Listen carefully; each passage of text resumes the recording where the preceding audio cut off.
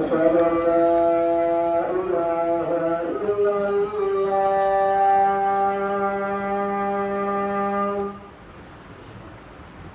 أشهد أن لا إله إلا الله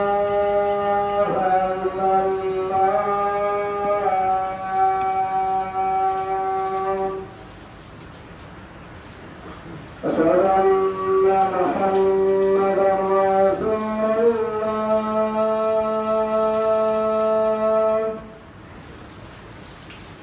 أشهد أن محمدا رسول الله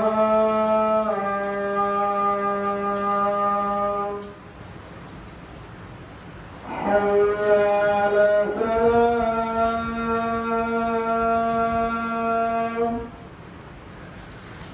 حي على السلام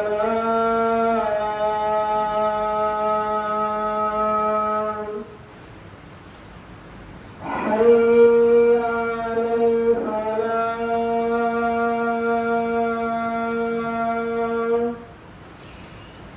حي على الفلاح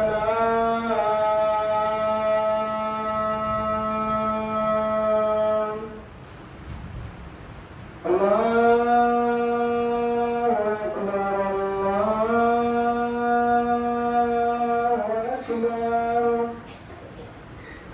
لا إله إلا الله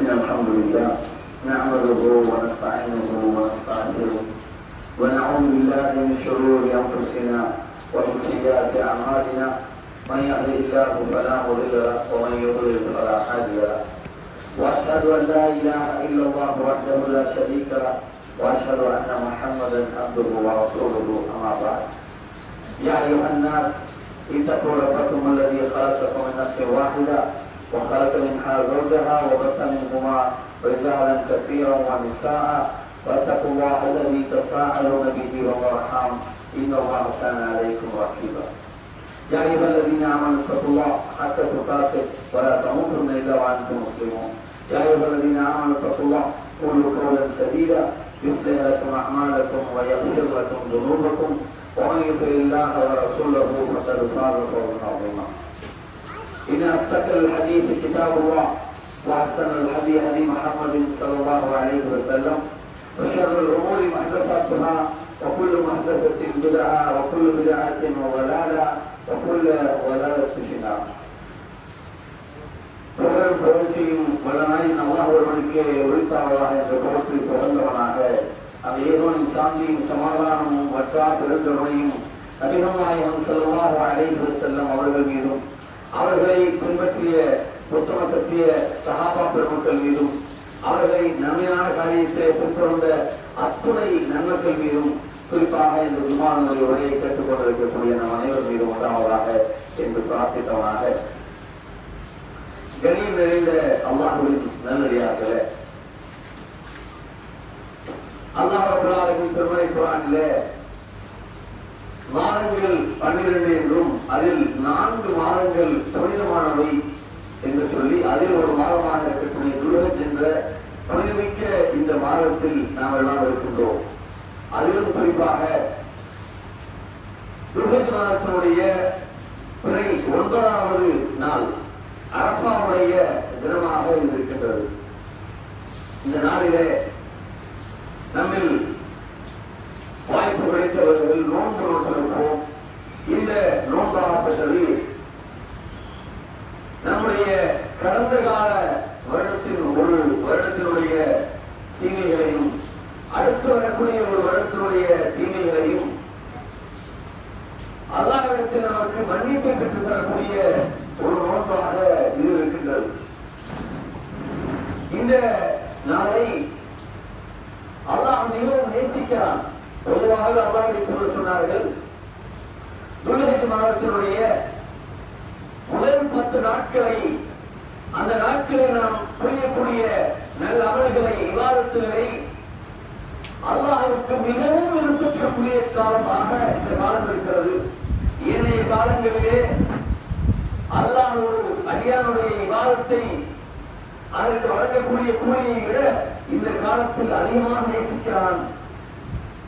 இந்த காலத்தில் எந்த அளவுக்கு என்று சொன்னால், சஹாபாக்கள் ரசூலுல்லாஹ் கேட்கிறார்கள், யா ரசூலுல்லாஹ், இந்த நாளில் செய்யக்கூடிய சின்ன சின்ன இபாதத்தில் இருக்கிற இது ஒரு மனிதன் அறப்போர் உயிரை விடமா உயர்வானது என்று ஆம் என்கிறார்கள். என்றாலும் யார் ஒருவன் அறப்போருக்கு சென்று தன்னுடைய பொருளாதாரத்தையும் தன்னுடைய உயிரையும் விட்டு விடுகிறானோ என்றால் அல்லாஹ்வின் பாதையில் ஷஹீதாக்கப்படுகிறானோ அவனை தவிர என்று சொன்னால் அந்த ஒரு நன்மையை நினைக்க முடியாது. அதற்கு கீழே ஒரு போருக்கே போய்விட்டு வெற்றியை பெற்றுக் கொண்டோ ஏதோ ஒரு நிலையில் வீட்டுக்கு சென்று விட்டார்னா அவர் செய்தார் அந்த போர், அந்த அறப்போர். அதை விடவும் இந்த காலத்தில் நாம் செய்யக்கூடிய இபாதத்துகள், நன்மைகள் அல்லாஹ்வுக்கு விருப்பமானதாக, பிரியமானதாக இருக்கிறது. இப்படிப்பட்ட ஒரு பொற்காலம். ஆனா இந்த காலத்தை நாம் எப்படி பயன்படுத்தியிருக்கின்றோம் என்று நாம் சிந்திக்க கடமைப்பட்டிருக்கிறோம். இந்த அளவுக்கு சிலாய்க்கு சொல்லப்பட்டதில்ல. ரமலானுடைய காலங்களை விட சிறந்தது, ரமலானுடைய காலத்தை விட சிறந்தது என்று சொல்லப்பட்டிருக்கிறது. என்றாலும் நம்முடைய அமல்கள் இந்த அளவில் இருந்தது என்று நாம் சிந்திக்க கடமைப்பட்டிருக்கிறோம். இந்த காலத்தை குறிப்பாக இந்த அரசாவுடைய தினத்தில் அல்லாஹ் அதிகமான நபர்களை நரகிலிருந்து பாதுகாக்கக்கூடியதாக சொல்லப்படுகிறது. அல்லாஹ் கூட சொல்றாங்க, இந்த அரசாவுடைய தினத்தில் அல்லாஹ் நரகத்திலிருந்து விடுதலை அளிக்கிறார். விடுதலை என்று சொன்னால் யார் நரகத்திற்கிறதோ போல எல்லாருமே செய்த அவங்களுக்கு ஏற்றவாறு அவருடைய வாழ்க்கையிலேயோ ஒருவேளை ஷஹீதாக்கப்பட்டவர்கள் கூட அவர்கள் சொர்க்கத்திற்கு உள்ள போல வெளியில அல்லாஹ்வுடைய அரசின் பகுதிகளை சுற்றி தெரிகிறார்கள். அப்ப இந்த நிலையில முக்கியத்துவம் வாய்ந்த இந்த நாளாக இருக்கக்கூடியதால் இதில் அதிகமாக நாம் பாவம் பண்ணி கொண்டிருக்கிறோம். அல்லாஹ் நமக்கு தெரியப்படுகிறது, இந்த நாளிலே அல்லாஹ் மனிதர்களை நரகிலிருந்து பாதுகாக்கக்கூடிய ஒரு காரியத்தை செய்கிறார். நம்மில் பலரும் சொர்க்கத்திற்குரியவர்கள் நரகத்திற்குரியவர்கள் என்ற அவளில் வைத்து முடிவு செய்யப்பட்டிருக்கும். அதை அல்லாஹ் மாற்றி இவர் நரகத்திற்குரியவர் என்று இருந்தாலும் கூட அவனை அதிலிருந்து பாதுகாக்கக்கூடிய நாளாக இருக்கிறது. எனவே இந்த நாளுடைய முக்கியத்துவத்தை விளங்கி நாம் இதனை கூடுதல் அமல் செய்யக்கூடியவர்களாக இருக்க வேண்டும். அல்லாஹ்வுடைய அருளால் நாம் எல்லாம் நாளைய தினம் ஹஜ் பெருநாள் என்று சொல்லக்கூடிய ஒரு சிறப்புக்குரிய ஒரு நன்னாளை அடைய இருக்கின்றோம். இந்த நாளிலே நாம் ஹஜ் செய்யக்கூடியவர்கள் இன்றைய ஹஜ் இன்றைக்கு சென்று கொண்டிருப்பார்கள். அதாவது இந்த காலம் முடிந்திருக்கும். ஆனால் நம்முடைய பகுதியிலே துறையின் அடிப்படையிலே நாளைய தினம் நாம் அந்த ஹஜ் பெருநாளை சந்திக்க இருக்கின்றோம். அந்த ஹஜ் பெருநாளிலே நாம் என்ன மாதிரியான சட்டங்களை தெரிந்து வைத்திருக்க வேண்டும், அதில் எது போன்ற ஒழுங்குகளை நாம் பேண வேண்டும் என்று நாம் தெரிந்து கொள்ள வேண்டிய கடமை நமக்கு இருக்கின்றது. குறிப்பாக குர்பானி என்ற ஒரு அமலையும் அல்லாஹ்வுடைய தூதர் ஸல்லல்லாஹு அலைஹி வஸல்லம் அவர்கள் நமக்கு சொல்லித் தருகிறார். அதை பற்றின சட்டங்களையும் ஒழுங்குகளையும் நாம் தெரிந்து கொள்ள வேண்டிய கட்டாயம் நமக்கு இருக்கின்றது. அந்த சட்டங்களுக்கு முன்பாக நாம் இந்த துல்ஹஜ் மாதம் அல்லாஹ்வால் சிறப்பிக்கப்பட்டு இந்த காலத்தில் அல்லாஹ்வுடைய முதல் ஆலயமாக இருக்கக்கூடிய அந்த மக்கா என்று சொல்லக்கூடிய மக்காவான நகரத்திற்கு அல்லாஹ் சில தேர்ந்தெடுக்கப்பட்ட சில நபர்களை அங்கே அழைத்து அல்லாஹ் அங்கே ஹஜ் என்று சொல்லக்கூடிய அந்த காரியத்தை செய்ய வைக்கின்றார். இந்த ஹஜ் என்பது முழுக்க முழுக்க இப்ராஹிம் அலைஹிஸ்ஸலாம் அவர்களும் அவர்களுடைய குடும்பத்தாரும் எது போன்ற காரியங்களை இங்கே செய்தார்களோ அதிலிருந்து குறிப்பிட்ட சில காரியங்களை எடுத்து இப்ராஹிம் அலைஹிஸ்ஸலாமை போன்று போகக்கூடிய ஆட்சிகள் செய்ய வேண்டும் என்று அல்லாஹ் அந்த ஒரு வணக்கத்தை டிசைன் பண்ணியிருக்கிறார். இதற்காக இப்ராஹிம் அலைஹிஸ்ஸலாம் ஏறத்தாழ 5000 ஆண்டுகளுக்கு முன்பாக வாழ்ந்த அவர்கள் அவருடைய குடும்பத்தார் செய்த ஒரு காரியத்தை இந்த மனிதர்களை செய்ய வைத்து அதை இபாதத்தாக செய்ய வேண்டிய அவசியம் என்ன இருக்கிறது? யோசிச்சு பாருங்க. நம்ம ஊர்ல ஒரு 2 இடம் இருக்கு. இந்த இடத்துல இருந்து இந்த இடத்துக்கு, இந்த இடத்துல இருந்து இந்த இடத்துக்கு நடந்து சென்று வந்தால், ஓடி வந்தால் நன்மையாக ஆகுமாறு ஆகாது இல்லையா? ஆனால்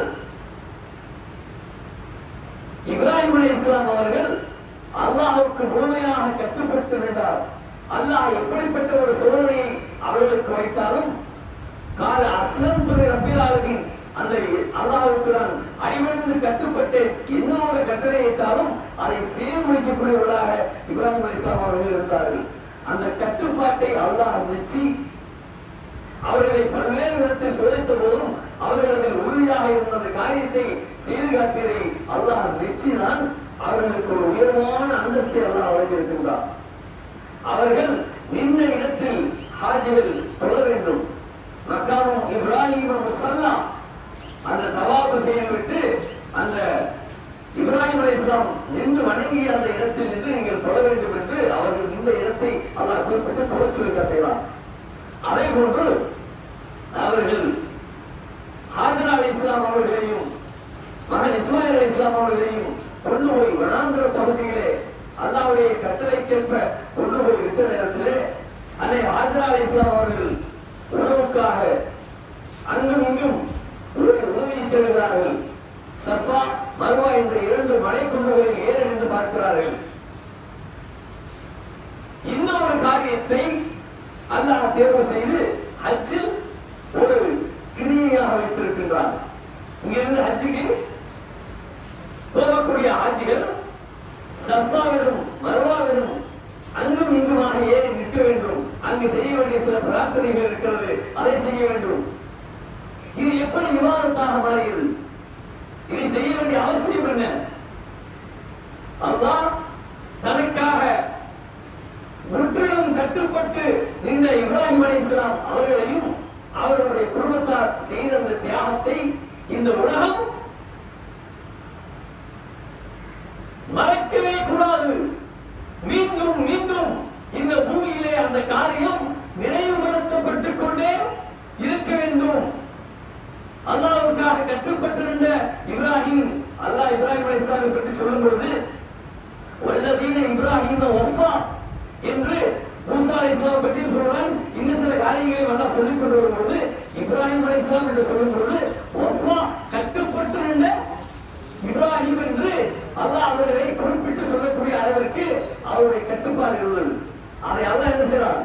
மீண்டும் மீண்டும் இந்த பூமியிலே நிகழச் செய்து பல்வேறு அடியார்களை கொண்டு இப்ராஹிம் அலைஹிஸ்ஸலாம் செய்ததை போன்று ஷைத்தானுக்கு கல்லெறிதல் என்று சொல்லக்கூடிய அந்த ஜம்ரத்திலே இப்ராஹிம் அலைஹிஸ்ஸலாம் அவர்கள் தீய எண்ணம் அவர்களை அந்த சோதனையில் அல்லாஹ் வைத்திருக்கக்கூடிய நேரத்திலே அதிலிருந்து விலகக்கூடிய அல்லாஹ்வுக்கு மாறு செய்யக்கூடிய சிந்தனை வந்த நேரத்தில் ஷைத்தானை விரட்டுவதற்காக கற்களை கொண்டு இருந்த அந்த சம்பவத்தை மீண்டும் இப்பொழுது ஹாஜியில் இருந்து அங்கே ஹஜ் செய்யக்கூடியவர்களை கொண்டு அல்லாஹ் ஜெயித்து காட்டுகிறார்.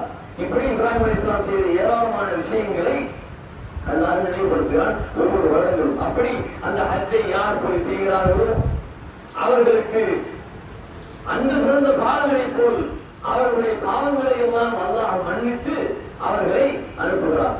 அப்ப இப்படிப்பட்ட ஒரு காலமாக, இப்படிப்பட்ட ஒரு அமலாக இப்ராஹிம் அலைஹிஸ்ஸலாத்தை அவர்களையும் அவருடைய குடும்பத்தாரையும் மையப்படுத்திய ஒரு இபாதத்தாக ஹஜ்ஜையும், ஹஜ்ஜுக்கு செல்லாது அவர்களுடைய ஊர்களிலே இருக்கக்கூடிய நம்மை போன்றவர்கள் அந்த காலத்திலே ஹஜ் பெருநாள் என்று சொல்லக்கூடிய அந்த ஒரு பெருநாளுடைய தினத்தை சந்தோஷத்திற்குரிய தினமாக கொண்டாடுவதும், அந்த நாளிலே அதிகபட்சம் அல்லாஹ்வை தக்பீர் சொல்லி அல்லாஹ்வை போற்றி புகழ்வதும் நமக்கு கடமையாக இருக்கின்றது. அதே போன்று அதிலே குர்பானி என்று சொல்லக்கூடிய ஒரு விவாதத்தையும் அல்லாஹ் நமக்கு தந்திருக்கிறார். இந்த குர்பானியினுடைய சட்டங்கள் குறித்து நாம் பார்ப்பதற்கு முன்பாக, இந்த குர்பானி என்பது அல்லாஹ்வுக்காக நாம் பிராணிகளை அறுத்து அல்லாஹ்வுக்காக பயிரக்கூடிய ஒரு இபாதத். இந்த இபாதத் வெறுமனே ஒரு ஆட்டை அறுத்து கொடுக்கக்கூடிய காரியமாக மாத்திரமல்ல. அப்ப இந்த குர்பானியினுடைய வரலாறு என்ன, அவருடைய பின்னணி என்ன, இந்த குர்பானியுடைய நோக்கம் என்ன என்று நாம் தெரிந்து கொள்ள வேண்டிய கட்டாயம் இருக்கிறது. அல்லாஹ் ரப்பல் ஆலமீன் சூரத்து ஸஃபாத் என்று சொல்லக்கூடிய சூறாவிலே அல்லாஹ் சொல்லி காட்டுகிறான். 37வது அத்தியாயத்தினுடைய 102வது வசனம் முதல் அல்லாஹ் நமக்கு சொல்லி காட்டுகிறான் இந்த குர்பானி எப்படி உருவானது. இந்த குர்பானியை நாம் வருடந்தோறும் செய்து வருகிறோம் ஒவ்வொரு ஹஜ்ஜுக்கு நாளிலும். ஆனால் அதை ஆக்கப்பூர்வமாக எதற்காக இந்த குர்பானியை நாம் செய்கிறோம் என்ற உணர்வு பூர்வமாக நாம் செய்ய கடமைப்பட்டிருக்கிறோம். வெறுமனே எல்லோரும் செய்யலாங்கிற மாதிரியான செயலை நாம் செய்யக்கூடாது. எதற்காக நான் அந்த இடத்திலே நான் இந்த குர்பானி பிராணியை அறுக்கிறேன் வரலாறு நமக்கு தெரிந்திருக்க வேண்டும். அல்லாஹ் சொல்லி காட்டுகிறான். قال يا بني إني أرى في المنام أني أذبحت فانظر ماذا ترى. அல்லாஹ் சொல்லி காட்டுகிறான். இப்ராஹிம் அலைஹிஸ்ஸலாம் அவர்களை அவருடைய ஒரு பெரிய சோதனையை கொண்டு அல்லாஹ் சோதித்தார். நீண்ட காலம் அவர்களுக்கு குழந்தை இல்லாமல் இருந்து தங்களுடைய கடைசி காலகட்டத்திலே வயோதிகத்திலே அவர்களுக்கு இஸ்மாயில் அலைஹிஸ்ஸலாம் அவர்களை அல்லாஹ் வழங்குகிறார். அப்படி வழங்கி இருக்கக்கூடிய நேரத்திலே அவர்களை கொண்டு போய் வனாந்தரத்திலே விட்டுவிட வேண்டும் என்று அல்லாஹ் கட்டளையிடுகிறார். சோதனை. அப்ப அவர்கள் எந்த வரவேற்றும் பேசாமல் கொண்டு போய் அவங்க அங்க போய் விட்டுடுறாங்க. பிறகு சில காலங்கள் கொண்டு வருகின்றது. அவர்கள் ஒரு வாலிப பருவத்தை அடைகிறார்கள். யார்? இஸ்மாயில் அலைஹிஸ்ஸலாம். அந்த நேரத்தை அல்லாஹ் சொல்லி காட்டுகிறான். அவருடன் சேர்ந்து உழைக்கும் பருவத்தை அவர் அடைந்த போது யார்? இஸ்மாயில் அலைஹிஸ்ஸலாம் அடைகிறார்கள். சிறு பிள்ளையாக இருந்தவர்கள் வளர்ந்து ஒரு வாலிப பருவம் தந்தையோடு சேர்ந்து உழைக்கக்கூடிய அந்த வயது வரக்கூடிய நேரத்திலே அல்லாஹ் அவர்களுக்கு அடுத்த ஒரு சோதனையை காண்பிக்கின்றான். என்ன சொல்றான்? அவங்க கேட்கிறாங்க தன்னுடைய மகனிடத்தில், என் அருமை மகனே, யா புனைய, நான் உன்னை அறுப்பதாக கனவில் கண்டேன். நீ என்ன நினைக்கிறாய் என்பதை யோசித்துக் கொள் என்று இஸ்மாயில் அலைஹிஸ்ஸலாம் நபிமார்கள் இல்ல. நபி என்று சொன்னால் அவர்களுக்கு வரக்கூடிய கனவு வஹி. அல்லாஹ்வை சோதனையாக அவங்களுக்கு சொல்றான். மகனை இத்தனை காலம் குழந்தையாக இல்லாமல் இருந்து குழந்தை வந்து அந்த குழந்தையும் ஒரு பருவ வயதை அடைந்து இருக்கக்கூடிய அந்த நேரத்தில் அந்த குழந்தையை நீங்கள் அறுத்து பலியிட வேண்டும் என்ற ஒரு கனவின் மூலம் அல்லாஹ் கட்டளையிடுகின்றான்.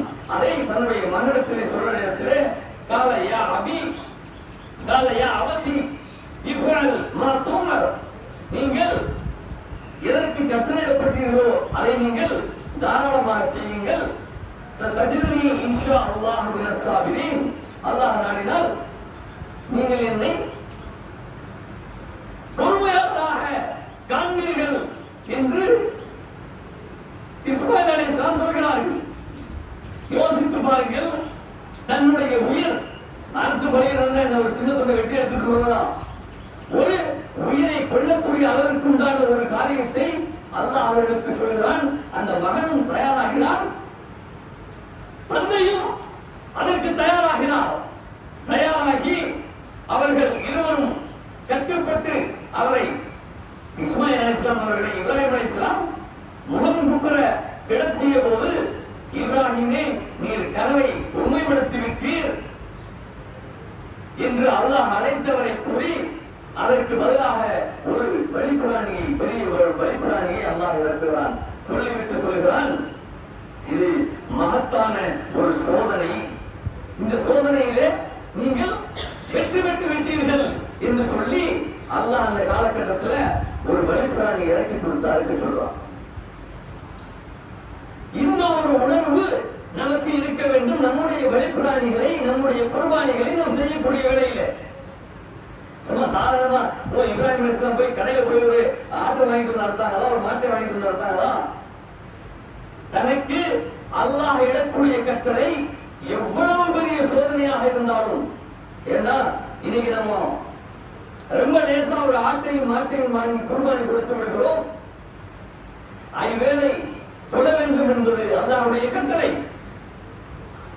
அல்லாஹ் எப்படி குர்பானி கொடுக்க வேண்டும் என்றெல்லாம் நமக்கு கட்டளையிட்டிருக்கிறானோ அதே போன்று ஐங்கால தொழுகையை நமக்கு கட்டளையிட்டிருக்கிறான். நமக்கு ஃபஜ்ருடைய தொழுகை எப்படி இருக்கு? பலாவுல் முபீன், மிகப்பெரிய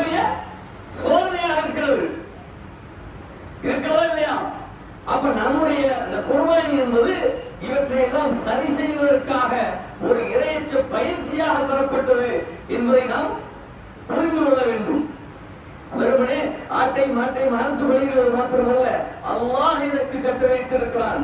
வருடத்தில் ஒரு முறை வரக்கூடிய இப்ராஹிம் நபியை நினைவுபடுத்தி அவர்கள் இப்படி கட்டுப்பட்டிருந்தார்கள், எனவே அவரை கொண்டு நீங்கள் கட்டுப்பட்டு விடுங்கள் என்று ஒரு பயிற்சியா அல்லாஹ் தருகிறார். நாமோ அன்றாடம் அல்லாஹ் எத்தனையோ விதமான கட்டளைகளை நமக்கு இருக்கிறான். திருமறை குர்ஆனின் ஊடாக, அல்லாஹ்வுடைய தூதரின் வழிமுறையின் ஊடாக அல்லாஹ் நமக்கு பல்வேறு கட்டளைகளை தந்திருக்கிறான். குர்பானி கொடுப்பதற்கும் ஹஜ் பெருநாளை கொண்டாடுவதற்கு தயாராவதற்கும் இருக்கக்கூடிய நாம் அந்த கட்டளைகளை பின்பற்றுவதற்கு தயாராக இருக்க வேண்டுமா இல்லையா? அதை யார் பின்பற்றுவதற்கு தயாராக இருக்கிறார்களோ அவர்கள்தான் இந்த ஹஜ் பெருநாளை கொண்டாடுவதற்கு தகுதியுடையவர்கள் என்பதை நாம் மறந்துவிடக் கூடாது. அப்ப அல்லாஹ் குர்ஆன்ல என்னென்ன கட்டளைகளை போடுறான்? வணக்க வழிபாடுகள், ஐங்கால தொழுகை, அதில் ஒரு கடினமாக இருக்கிறது. ஃபஜ்ருடைய தொழுகையை தொழாமல் தூங்கி விடுகிறோம். அதை சரி செய்து கொள்வதற்கு நம்மிடத்தில் முயற்சி இல்லை, அப்படியே தொடர்ந்து செல்கிறது. அல்லாஹ் புறம் பேசக்கூடாது என்று சொல்கிறான். சக மனிதனை பற்றி அவன் இல்லாத நிலையில் அவனுடைய குறைகளை பேசுவது புறம். அல்லாஹ் கடுமையாக அந்த பாவத்தை சொல்லி காட்டுகிறான். உண்மை இறந்த சகோதரனின் மாமிசத்தை நீ உண்ணக்கூடியது என்ற அளவுக்கு அல்லாஹ் அதை சொல்லி காட்டுகிறான். லஹமஹி என்று சொல்றான். உன்னுடைய சகோதரனுடைய கரியை நீ தின்பதற்கு சமம் என்று அல்லாஹ்வுடைய கட்டளை என்ன? எப்படி குர்பானியை கொடுக்க வேண்டும் என்று உங்களுக்கு நாம் கட்டளையிட்டிருக்கிறோமோ அப்படித்தானே அந்த புறத்தை பேசக்கூடாது என்பது அல்லாஹ்வுடைய கட்டளை. அப்ப ஏன் அந்த புறத்தை பேசுகிறோம்? பொய் சொல்லக்கூடாது என்பது அல்லாஹ்வுடைய கட்டளை. அந்த பொய்களை மிகவும் லேசாக சொல்லக்கூடியவர்களாக மனிதர்கள் பலர் இருந்தாலும் அல்லாஹ்வுக்கு கட்டுப்பட்டு நடப்பவர்கள் என்றால் நமக்கு பேர் என்ன? முஸ்லிம். முஸ்லிம் என்றால் என்ன? கட்டுப்பட்டு நிற்பவன். யாருக்கு? அல்லாஹ்வுக்கு கட்டுப்பட்டு நிற்பவன் என்று பெயர் சூட்டப்பட்டிருக்கக்கூடிய இந்த சமுதாயம், அதில் இருக்கக்கூடிய ஒவ்வொரு முஸ்லிம்களும் அல்லாஹ்வுக்கு முழுமையாக கட்டுப்பட்டு நிற்க வேண்டியவர்கள். அல்லாஹ்வுடைய கட்டளைகளை ஏற்று நடக்கின்றதா? அந்த கட்டளைகளுக்கு நம்மிடத்தில் கட்டுப்பாடு இருக்கின்றதா? வெறுமனே ஒவ்வொரு வருஷமும் ஹஜ் பெருநாள் வருது, நான் புது சட்டை எடுத்தேன், புது வேட்டி எடுத்தேன், வீட்டில் குர்பானி கொடுத்தோம் என்பதற்காக இது வந்து செல்லவில்லை. நம்மிடத்திலே இறை எச்சத்தை மேலோங்க செய்வதற்கு, நம்முடைய கட்டுப்பாடை முழுமையாக அல்லாஹ்வுக்கு நாம் கட்டுப்படுத்தி அவருடைய கட்டளைகளை நிறைவேற்றுவதை நினைவுபடுத்தி, அதுவும் இப்ராஹிம் அலைஹிஸ்ஸலாமும் இஸ்மாயில் அலைஹிஸ்ஸலாமும் அவருடைய தாயார் ஹாஜரா அலைஹிஸ்ஸலாமும் அவரோடு இருந்த அந்த குடும்பத்தார் முழுமையாக அல்லாஹ்வுக்கு கட்டுப்பட்டு இருந்ததை உதாரணமாக காண்பித்து, அவர்களை போன்று ஹஜ் செய்பவர்களுக்கு அன்பு பிறந்த பாலகன் போன்று அனைத்து பாவங்களும் மன்னிக்கப்படுவதும், துல்ஹஜ் மாதத்துடைய முதல் 10 நாட்களில் செய்யப்படக்கூடிய அடியார்களுடைய இபாதத்துகளுக்கு அல்லாஹ் அதிகமான நன்மைகளை வழங்குவதும், அரஃபாவுடைய தினத்திலே அல்லாஹ் நரகத்தில் இருந்து நரகவாசிகளாக இருக்கக்கூடியவர்களை பாதுகாக்கக்கூடியதும் போன்ற பல விஷயங்கள் இந்த காலத்தில் நடந்தாலும் நாம் இதை சாதாரணமாக ஒரு பொது ட்ரெஸ் போடக்கூடிய ஒரு தீபாவளிக்கு, பொங்கலுக்கு மாற்று மதத்தவர்கள் எப்படி ஒரு புத்தாடைகளை வாங்கி போட்டுக் கொள்வார்களோ அது போன்று நாமும் அந்த புத்தாடைகளை போட்டுக்கொண்டு கடந்து செல்லாமல், இந்த நாள் இப்ராஹிம் அலைஹிஸ்ஸலாமை போன்று நானும் வாழ வேண்டும் என்று அல்லாஹ் எனக்கு ஒரு ரிமைண்டரை, நினைவூட்டலை தரக்கூடிய நாள் என்பதை விளங்கி நம்மிடத்தில் அல்லாஹ்வுடைய கட்டளைகள் எவை நிறைவேற்றப்படாமல் இருக்கிறதோ, உதாரணத்திற்கு தொழுகை. நாளை மறுமையிலே ஒரு மனிதனுடைய முதல் கேள்வி தொழுகை பற்றியதாக இருக்கும். அந்த தொழுகை அல்லாஹ் நமக்கு கடமையாக்கி இருக்கின்றான். எப்படி இப்ராஹிம் அலைஹிஸ்ஸலாமுக்கு வனாந்தர பகுதியிலே தன்னுடைய மனைவியையும் பச்சிலம் குழந்தையும் கொண்டு போய் விட சொன்னானோ, அது மாதிரியா ஃபஜ்ர் தொழுகை என்பது ரொம்ப எளிமையானது. ஆனால் ஷைத்தான் நமக்கு அதை கடுமையானதாக காட்டுகிறான். ஏதோ ஒரு எக்ஸாமுக்கு, ஏதோ ஒரு பர்சனல் வேலைக்கு அந்த நேரத்தில் அலாரம் வச்சு தாண்டியும் போருமா இல்லையா? ஆனால் அந்த ஃபஜ்ருடைய வேலை சாதாரணமாக நமக்கு கடினமாக தெரிகிறது. இதுவே இவற்றையெல்லாம் இந்த நாளிலும் கடந்து செல்லக்கூடாது. அது போன்ற குறைகள் இருக்கக்கூடியவர்கள் நாம் நம்மை திருத்திக் கொள்ள வேண்டும், உறுதி எடுக்க இருக்க வேண்டும். இதை வரக்கூடிய காலங்களிலே என்னுடைய தொழுகையை உறுதியாக சரியாக 5 கால தொழுகையும் சரியான நேரத்தில் தொழுவேன், ஜமாத்தோடு தொழுவேன் என்ற ஒரு உறுதியை ஏற்கக்கூடியவர்களாக இருக்க வேண்டும். அதே போன்று அல்லாஹ் எதையெல்லாம் தடை செய்திருக்கின்றானோ, பொய் சொல்வது, புறம் பேசுவது, வட்டி போன்ற மோசமான காரியங்கள், இவற்றில் இருந்தெல்லாம் நாம் விலகி அல்லாஹ்வுக்கு முழுமையாக கட்டுப்பட்டு நடக்கக்கூடியவர்களாக இருக்க வேண்டும். அடுத்தபடியாக இந்த குர்பானியினுடைய சில சட்டங்கள் இருக்கின்றது. எந்த பிராணியை அறுக்க வேண்டும், எப்பொழுது அறுக்க வேண்டும் போன்ற விஷயங்களை அவற்றை இன்ஷா அல்லாஹ் இரண்டாவது முறையிலே நாம் பார்ப்போம்.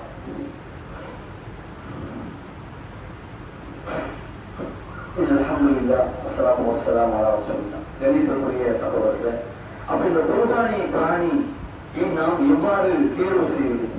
குர்பானியை பொறுத்தவரையும் அல்லாஹ் ரப்பல் ஆலமீன் கால்நடைகள் என்று எல்லாம் சொல்லி காட்டுகிறான். அவைகள் என்ன? ஆடு, மாடு, ஒட்டகம் போன்ற கால்நடைகள். இதனமோ குர்பானி கொடுக்க வேண்டும். இப்படி கொடுக்கக்கூடிய நேரத்தில் கடந்த வருஷம் குர்பானி கொடுத்தோம், இந்த வருஷம் நமக்கு வசதி வாய்ப்பு இல்லை என்று சொன்னால், எப்படியேனும் கடந்த உடனேயாவது வாங்கி நாம் குர்பானி கொடுக்கக்கூடிய தரத்தில் இருக்கிறோம் என்று காட்டும் விதமாக நம்முடைய சக்திக்கு மேல் கடன் பெற்று, என்ன சொல்ல, கடன் வந்து மிகப்பெரிய ஒரு பாவம். அல்லாஹ்வுடைய பாவம் அல்ல, அதை சரியான முறை நிறைவேற்றாத விதத்தில் அது பாவமாக ஆகிவிடும்.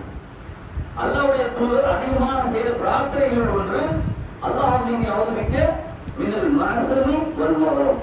இறைவா, மனசமி, நான் தீமைகளிலே ஈடுபடுவதை விட்டு உன்னிடத்திலே பாதுகாப்பு தேடுகிறேன்.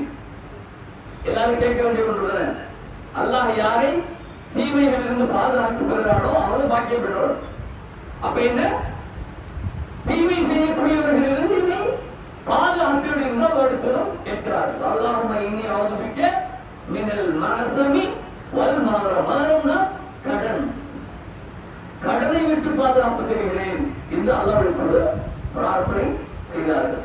சஹாபாக்கள் கேட்கிறாங்க, யார சொல்லலாம், நீங்க பாவத்தில் ஈடுபடக்கூடாது, நீங்க பாவம் பாதுகாப்பு தெரிஞ்சு கரெக்டு, இந்த கடவுளுக்கு ஏன் இவ்வளவு பாதுகாப்பு தேடணும்? அதிகமாக பிரார்த்தனை செய்யப்படுவதா இருந்தார்கள். அல்லாஹும்ம இன்னி, அல்லாஹும்ம இன்னி நமக்கு தெரியும், அல்லாஹும்ம இன்னி அஊதுபிக்க தெரியும், அல்லாஹும்ம இன்னி அஊதுபிக்க மினல் மனசமி வல் மகரம். இந்த பிரார்த்தனையை நாம் செய்ய வேண்டும் என்பதற்காக நான் திரும்ப திரும்ப சொல்லி காட்டுகிறேன். மினல் மனசமி வல் மகரம். ஏன் அப்படி கேட்டார்கள் என்று சொல்ல அல்லாஹ் சொன்னார்கள், இந்த கடனை யார் பெறுகிறானோ அவன் தீமையை செய்ய ஆரம்பிச்சிருவான், பொய் சொல்ல ஆரம்பிச்சிருவான். பொய்யான கருத்து காரணங்களை சொல்லி அதிலிருந்து தப்பிப்பதற்கு காரணங்களை தேடிக்கொண்டிருப்பான். அதனால் அவருக்கு பிரார்த்தினார். அதே போன்று ஷஹீது, இந்த உலகத்திலே அல்லாஹ்வுக்காக அறப்போர் புரிந்த மனிதன், அவன் கொல்லப்பட்ட அடுத்தனுடைய அவனுடைய உயிர் பட்சிகளில் பறவைகளில் போடப்பட்டு அல்லாஹ்வின் அரிசில் பறக்க விடப்பட்டிருக்கும். மிகப்பெரிய ஒரு கூலி, உயர்ந்த கூலி. கபருடைய வாழ்வே கிடையாது, கபர் நெருக்கு கேள்வி கணக்கு ஒன்றும் கிடையாது. டைரக்டா அல்லாஹ்வுடைய அருளில் அந்த அரசினுடைய அந்த விஷயங்களில் பல்லாங்குகள் கூட வழங்கப்படும். அது கூட அதை ஒன்று தடுத்து நிறுத்திவிடும். இது கடனை வைத்து விட்டு ஒரு மனிதன் மரணித்தால் அவனுக்கு அந்த ஷஹீதுடைய அந்தஸ்து கிடைக்காது, நிறுத்தி வைக்கப்படும். அதனால்தான் அல்லாஹ்வுடைய தூதர் அந்த காலத்தில் சஹாபாக்கள்ல யார் மரணித்தாலும் கூட முதல்ல அவங்க கேட்கிற கேள்விதான், இவருக்கு கடன் இருக்கிறதா? நிகழ்வ சபையில ஒரு மைந்த தொகையில பார்க்கணுமோ, கடன் இருக்கிறதா? குடும்பத்தார் புறப்பட்டு விடுவாங்க என்று வந்து கேளுங்க. தகவல் செய்ய வேண்டிய ஒன்று, இறந்த ஒரு சகோதரனுக்கு நாம் செய்ய வேண்டிய ஒரு முக்கியமான ஒரு காரியம். அப்ப மோசம் கேட்கிறாங்க, இவருக்கு கடன் இருக்கிறதா? ஆம் என்று சொன்னால் யாராவது அதை பொறுப்பேற்றுக் கொள்கிறீர்களா? பொறுப்பேற்றுக் கொண்டால் அதை தொழுவாங்க. இல்லைன்னு சொன்னா உங்களுடைய சகோதரன் நீங்க தொழில் பெறுவாங்க. காரணம் என்னன்னு சொன்னால் அல்லாஹ்வுடைய தூதர் அல்லாஹ் ஒரு வரைமுறையை வைத்திருக்கிறான். கடனை வைத்துவிட்டு மரணித்து விட்டால் அவருடைய பாவங்கள், அதாவது அந்த கடன் என்ற அந்த விஷயம் பாவமாக மாறி யாருக்கு அவர் வாங்கியிருந்தாரோ அவருக்கு அது சுமையாக ஆகிவிடுகிறது, பாவமாக போய்விடுகிறது. எனவே அந்த கடனை விட்டு அவர்கள் பாராட்டல். அந்த விதத்துல நீங்க குர்பானியை கொடுப்பதற்கு கடன் வாங்கி கொடுக்கலாமா? வாங்கி கொடுக்க கூடாது. அது முதல் விஷயமாக நாம் புரிந்து கொள்ள வேண்டும். அடுத்தபடியாக இந்த பிராணிகள் இருக்குதுல்ல, ஆடு மாடு ஒட்டகம், இதுல அதுக்கு ஒரு சட்டத்தை அல்லாஹ் சொல்றாங்க, முஸ்லிமாக இருக்க வேண்டும். முஸ்லிமா என்றால் என்ன? ஒரு 2 வருடங்கள் பூர்த்தி அடைந்ததாக இருக்க வேண்டும். 6 வருட விஷயங்களுக்கு 1 வருடம் போகும். என்ன பாயிண்ட் என்னன்னா, பற்கள் இருக்குல்ல, எப்படி நம்ம இப்ப வீட்டுல வளர்க்கும் போது நம்ம பிள்ளைகளுக்கு எல்லாம் நமக்கு வளர்ந்துருக்கும். சின்ன வயசுல ஒரு பல் ஸ்டைல் இருக்கும். அந்த குழந்தை ஓரளவுக்கு வளர வளர அந்த குழந்தைக்கு ஒரு 5 வயசுல மனிதர்களுக்கு ஒரு 5 வயசுல அந்த பல்லு விழுந்து மீண்டும் வேற ஒரு பல்லாக நல்லா அந்த ஸ்ட்ராங்கான பல்லா இருக்கும். அந்த மாதிரி வரும். இது போன்று விலங்குகளுக்கும் பல்லு விழும். பல்லு விழுந்து வேற ஒரு பல் வரும். அதை ஒரு ஆட்கள் பிடிச்சு பார்த்தா தெரியும் நமக்கு. அந்த பல்லு மட்டும் நீட்டமா இருக்கும், ஸ்ட்ராங்காகவும் நீட்டமாகவும் இருக்கும். இந்த மாதிரி பல் விழுந்து உழைத்திருக்கக்கூடிய பிராணிக்கு பேரு முஸ்லிம் தான். அது கிட்டத்தட்ட மாடு, ஒட்டகம் போன்ற விஷயங்கள்ல அது ஒரு பெரிய வயசா இருக்கும், 2-3 வருடங்களா இருக்கும். ஆடு போன்ற விஷயங்களுக்கு 1 வருடத்திலே இருக்கும். அப்ப இந்த முஸ்லிம் தான் இந்த கேட்டகரிக்கு நம்ம தேர்வு செய்ய வேண்டும் ஒரு பணி கொடுப்பதற்கு. அதை கொடுக்கக்கூடிய நேரத்தில் முஸ்லிம் கிடைக்கவில்லை என்றால் என்ன? நமக்கு அதை வாங்குவதற்கு முடியாது, அந்த மாதிரியான பிராணி லோக்கல்ல அவைலபிள் இல்லை அப்படிங்கும்போது ஜர்னல் என்று சொல்லக்கூடிய அதுக்கு அடுத்த நிலையில் இருக்கக்கூடிய, அதாவது இந்த ஸ்டேஜ், இந்த பருவத்தை வருவதற்கு முன்னாடி இருக்கக்கூடிய ஒரு ஸ்டேஜ் இருக்கும்.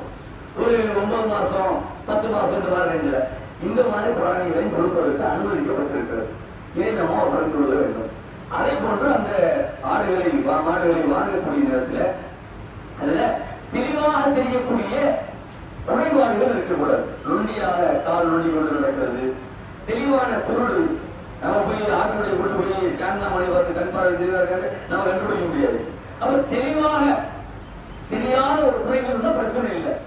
அப்ப அது போன்று நோய் நொடிகள் அதில் அகப்பட்டிருக்கக்கூடிய ரொம்ப மோசமான விழுந்து அந்த எலும்பு அதனுடைய எலும்புகள்ல மச்சை இல்லாமல் அப்படி ஒரு நோய்கள் இருக்கு. இந்த மாதிரி நோய்வாய்ப்பட்டிருக்கக்கூடிய பிராணிகளை கொடுக்கக்கூடாது.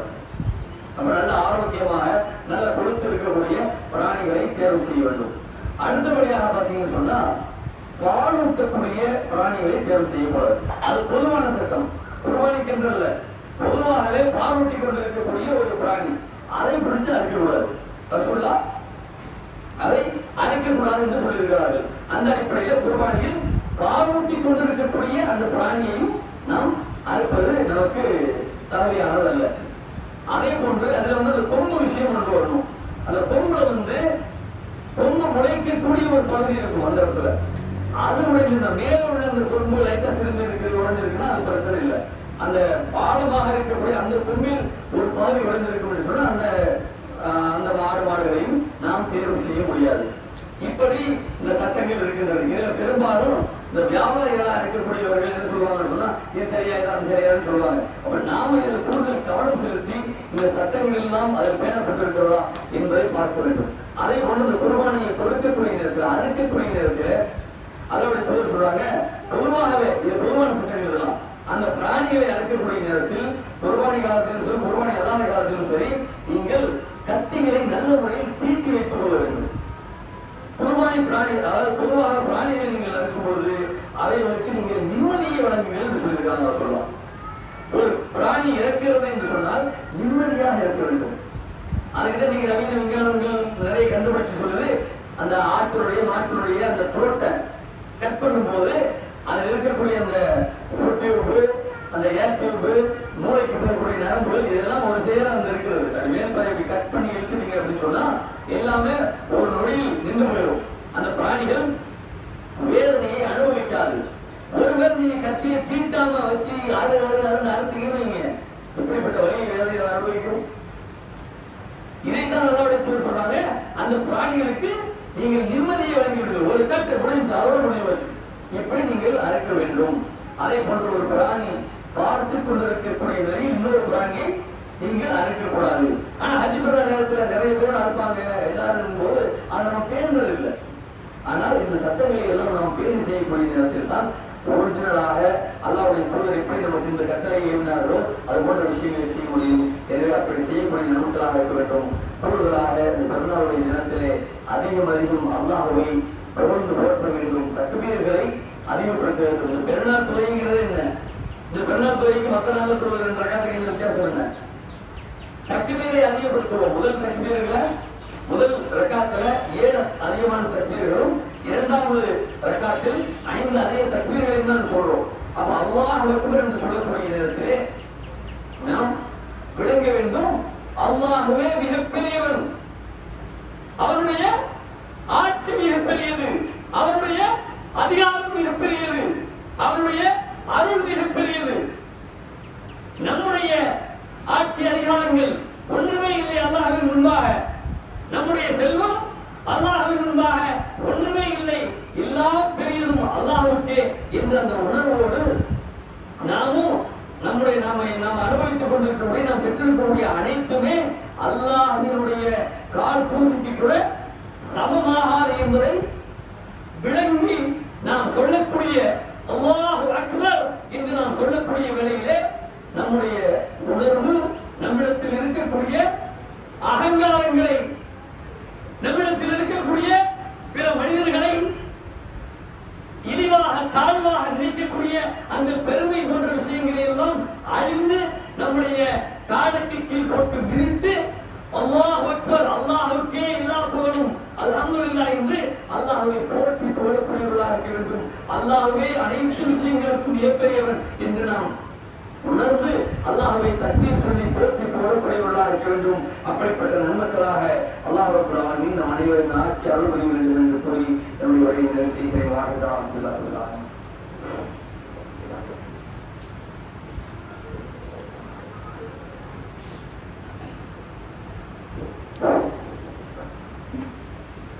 الله أكبر الله أكبر أشهد أن لا إله إلا الله أشهد أن محمدا رسول الله حي على الصلاة حي على الفلاح قد قامت الصلاة قد قامت الصلاة الله أكبر الله أكبر لا إله إلا الله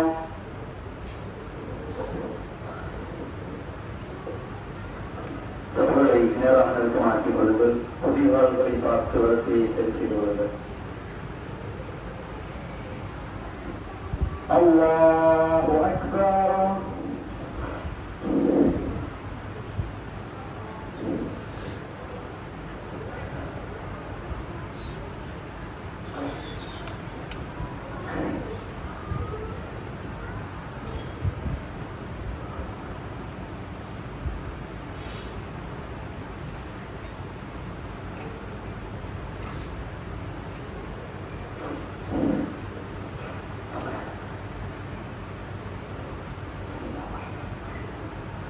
الحمد لله رب العالمين الرحمن الرحيم مالك يوم الدين إياك نعبد وإياك نستعين اهدنا الصراط المستقيم صراط الذين أنعمت عليهم غير المغضوب عليهم ولا الضالين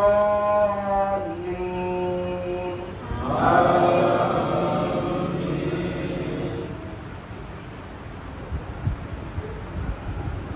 سبح اسم ربك الأعلى الذي خلق فسوى والذي قدر فهدى والذي أخرج المرعى فجعله غثاء نحوا سنقرئك فلا تنسى إلا ما شاء الله إنه يعلم الجهر وما يخفى ونيسرك لليسرى وذكر إن نفعت الذكرى سيذكر من يخشى ويتجنبها الأشقى الذي يصلى النار الكبرى ثم لا يموت فيها ولا يحيا قد أفلح من تزكى وذكر اسم ربه فصلى بل تؤثرون الحياة الدنيا والآخرة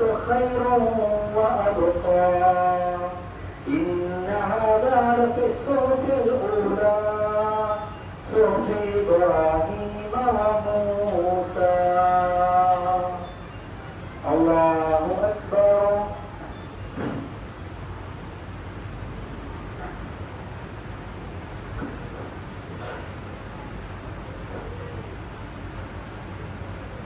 سمع الله لمن حمده.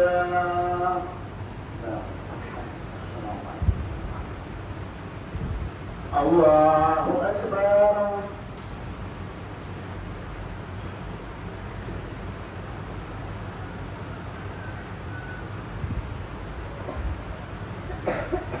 الله أكبر. الله أكبر.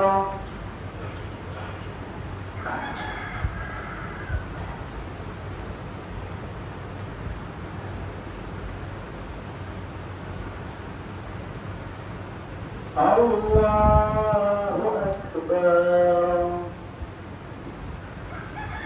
الحمد لله رب العالمين الرحمن الرحيم مالك يوم الدين إياك نعبد وإياك نستعين اهدنا الصراط المستقيم صراط الذين أنعمت عليهم غير المغضوب عليهم ولا الضالين.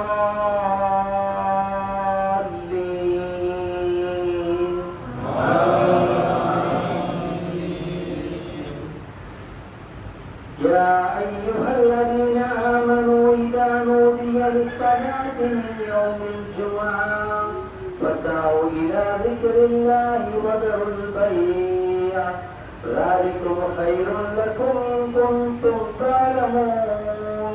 وإذا قضيت الصلاة فانتشروا في الأرض وابتغوا من فضل الله واذكروا الله كثيرا لعلكم تفلحون. وإذا رأوا تجارة أو لهوا انفضوا إليها وتركوك قائما قل ما عند الله خير من اللهو ومن التجارة والله خير الرازقين. الله أكبر.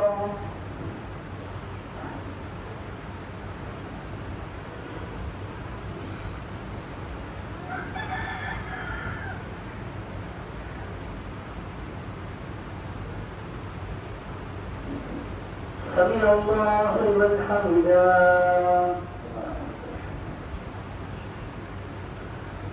الله أكبر.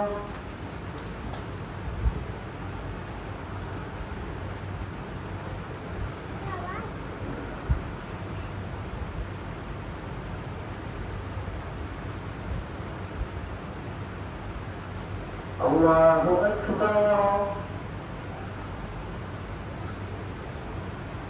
الله أكبر.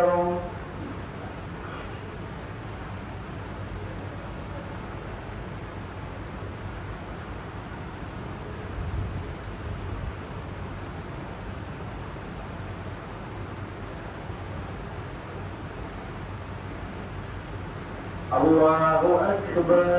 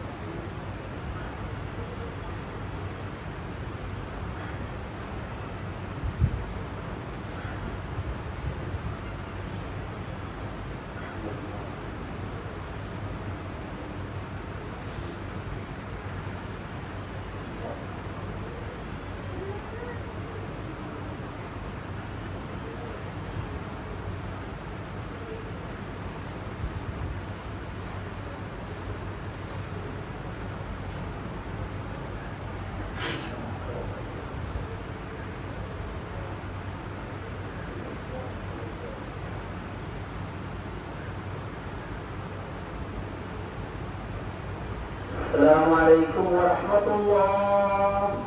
السلام عليكم ورحمة الله.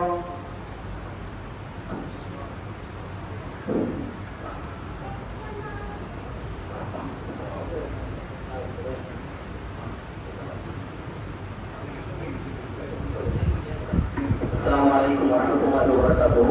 அன்பார்ந்த சகோதர சகோதரிகளே, இன்ஷா அல்லாஹ் நாளை தினம் ஹஜ் பெருநாள் தொழுகை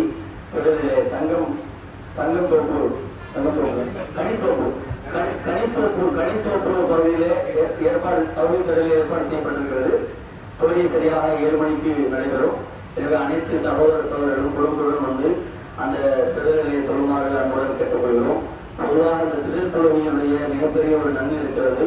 அல்லாஹ்வுடைய தூதர் அந்த காலத்தில் மாதவிடாய் பெண்கள் முதற்கொண்டு அந்த சிறுதலுக்கு வர வேண்டும், அவர்கள் தொடரக்கூடாது, அவர்களுக்கு தனிக்கூடான ஒரு பதிவு வைக்கப்பட்டிருக்கும், அதில் இருக்க வேண்டும் என்று அல்லாஹ்வுடைய தூதர் சொல்லியிருக்கிறார்கள். அந்த சிலருடைய பாக்கியத்தை நாம் அனைவரும் பெறுவதற்காக நம்ம வீட்டில் இருக்கக்கூடிய அனைவரும் அந்த சிலருக்கு வருமாறு அன்போடு கேட்டுக்கொள்கிறோம். வெட்கப்பட்டுக் கொண்டு வராமல் இருந்துடாமல் அதுக்கு வந்துருங்க. அதில் குறிப்பாக அதிகமாக பிரார்த்தனை செய்யக்கூடிய ஒரு தினமாகவும் இருப்பதால் அதிலே முஸ்லிம் சமூகத்திற்கு, குறிப்பாக பலஸ்தீன மக்களுக்கு, இந்தியாவில் இருக்கக்கூடிய வடநாட்டு பகுதியில் இருக்கக்கூடிய முஸ்லிம்களுக்கும் பிரார்த்திக்குமாறு கேட்டுக்கொள்கிறோம். அஸ்ஸலாமு அலைக்கும் வரஹ்மத்துல்லாஹி வபரகாத்துஹ். தொழுகை நடக்கக்கூடிய இடம் கனித்தோப்பு. தொழுகை சரியாக 7 மணிக்கு நடைபெறும். அஸ்ஸலாமு அலைக்கும் வரஹ்மத்துல்லாஹி வபரகாத்துஹ்.